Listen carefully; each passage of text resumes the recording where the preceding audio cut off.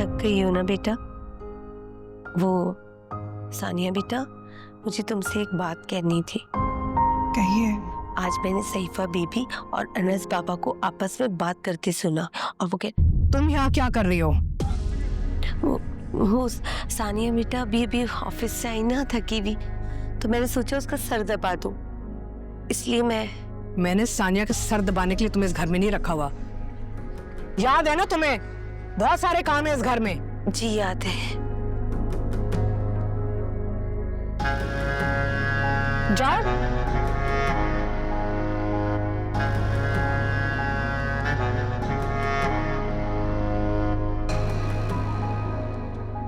आपको तो मुलाजमों से भी ऐसे बात नहीं करनी चाहिए, वो तो फिर भी मेरी नैनी है। ये मेरा घर है, मेरे मुलाजिम हैं, मैं कैसे बात करूं या नहीं करूं मेरी मर्जी है। तुमसे लेक्चर की मुझे कोई जरूरत नहीं है, समझ रही हो ना तुम? आंटी, तुम फिर आ गई हो? वो जरूर साहब आए। उन्हें जाके बोल दो कि मैं उनसे नहीं मिलना चाहती। तो फिर क्या चाहती हो तुम? क्या सोच रही हो? पूरी जिंदगी इस घर में रहना चाहती हो? और मैं क्या एक कमरे में बंद पड़ी रहूंगी?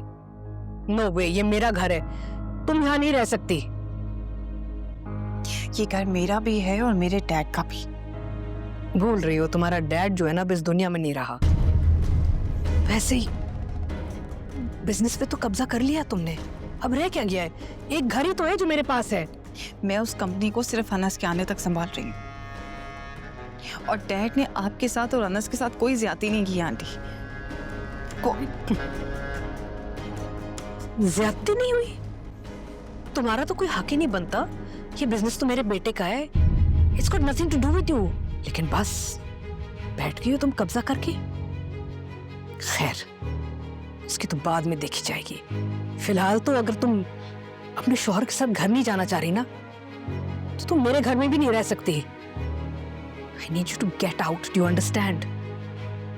Just leave. अपना बंदोबस्त करो और निकल जाओ यहाँ से।